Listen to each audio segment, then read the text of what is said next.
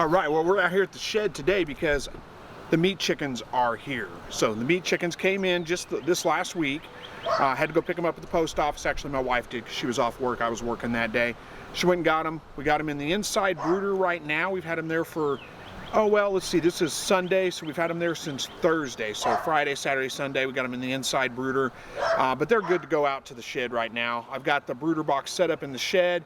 We're going to be moving them out here. So these are Cornish cross meat chickens is what we've got. I ordered them from Tractor Supply, through Tractor Supply from Hoover Hatchery, I believe it is. They had a special deal going on for 40 for $90. So that was a pretty good deal. It's straight run.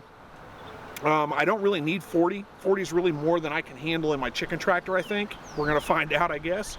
But I figured, you know, an overcount's going to be fine. And I was going to order 30, but it was like $15 more to order 30 than it was to order 40. So I just went ahead and got the 40 and figured if we lose some, we'll still be okay. So I don't know how this is going to work yet when they get up to age and I move them out to the chicken tractor. I don't know if I'll be able to get them all in there. I mean, I'll be able to fit them all in there up until the last couple of weeks, and then it'll get really crowded.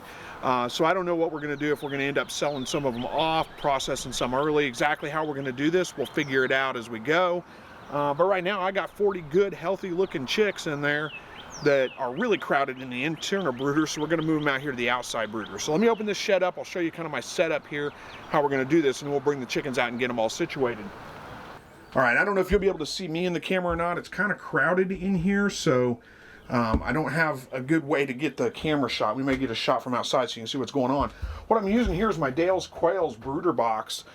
This was originally designed as a quail brooder, but heck, I don't see why it won't work. It won't work pretty well. It's a little bit easier to keep warm than, and you probably can't see it in camera, but I've got my old brooder box down here, which there's the edge of it. Maybe you can't, yeah, you can't see it in camera, but I'll back you up and show you.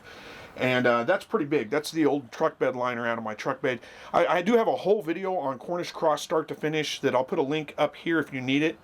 You can go watch the entire video of how I raised them last year. We're going to be following the same process this year.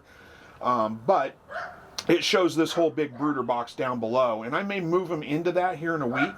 They're only going to be out here for just a couple of weeks. But I've got this all set up right now. I've got my Inkbird thermostat up here on the, you can't see it either, but my Inkbird, I can't remember what model this is. It's the Wi-Fi enabled Inkbird temperature controller. Thermometer goes down in here. I got 2 heat lamps. I got them wired to the lid, so if something does get in here, it doesn't knock them off and start a fire. They're stuck here. They're not going anywhere. And that's it. I got the feed and water in here. I got a couple of feed bags over the top because it's still getting pretty cold out at night, and this will help kind of keep the heat in. So I'm going to move those off for right now because I got to open this up to get the birds in anyway. So we'll get those situated on again once we get the birds in here. But we got their feed and their water in here. Yeah, I don't think that's showing up on camera. I'll bring the camera in a little bit closer. I've got paper towels down right now. I'll probably leave those on there for just a couple of days when they get real messy. Pull those out and just leave them on the wire. Okay, you can probably see the setup just a little bit better now. So chick water here, feeder right there. That's all there is to it. These guys are on 24-hour-a-day feed right now. They'll be that way for probably another week. Probably till they're about 2 weeks old, somewhere right around in there. I'll switch them over to feeding them 12 hours on, 12 hours off, so they don't overeat and outgrow their legs or something like that. Let me put this on pause for a second. Let me go get the birds. We'll bring them out. We'll get them all situated here and show you what they look like. All right, so there they are. I didn't show putting them in the brooder. I didn't figure you needed to see that, but anyway, here they are, all situated in the brooder box. They're all kind of huddled together under the heat lamp right now. They're a little dirty right now because they were overcrowded in the interior, the inside brooder box, but they'll clean up just fine. They're doing fine. No issues with pasty butt or anything. They all look real healthy. You don't need to do anything. I see a lot of videos where people show them where the water is, show them where the food is. You don't need to do that. They'll find it on their own. That's all they do. They go around looking for food and water, so they'll figure it out. They'll probably stay in here. I don't know. I may be able to keep them in this brooder box until it's time to go out to the tractor. I may have to move them to the bigger one because they're going to grow pretty quick. But hopefully they'll just be able to stay in here. This is a little bit easier to maintain. And then we'll get them out to the outside chicken tractor here in a couple weeks. That's it for now, really. Just chicks in the brooder. So now I'm going to close this up and get the feedbacks back over the top. I don't really need them during the day. It's staying fairly warm out, but at night it's still getting pretty chilly. So I want to put these feed bags over the top, help kind of maintain some of that heat in here. And I think we're good to go. Let me back this camera up. We'll get this video closed out. All right, I'm going to crouch down here because I want to give you a shot of what this kind of looks like in here. It's really hard to get the camera in here and show you kind of what I'm looking at. This is my old brooder here, right here down on the floor. So this is a little bit, quite a bit smaller, but it's easier to maintain. So anyway, just wanted to give you that shot, give you an idea. Like I said, you can go watch that other video. You'll see the whole brooder and how it's all set up. And I may end up moving them to that one. Just depends on how big they get, what our weather's like, before I can move them out to the tractor. And this was my inside brooder, so you can tell it's considerably smaller.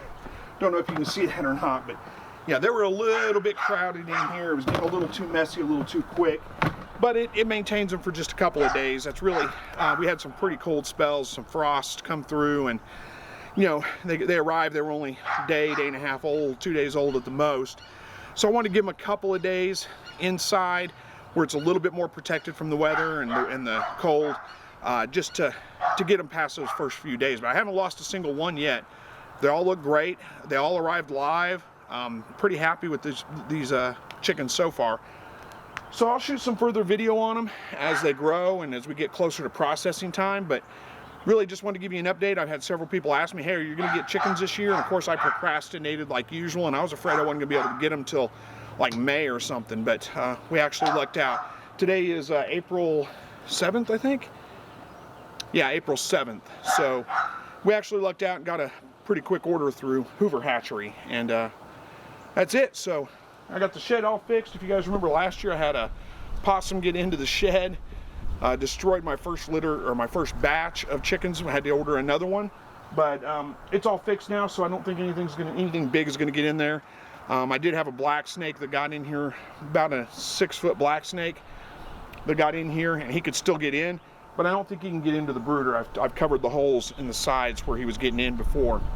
So I don't think he can get into the brooder if he is still around. Don't even know if he's still around. But anyway, I guess that's it for this video. So stay tuned. We'll give you updates as they go. Thank you for watching. As always, God bless.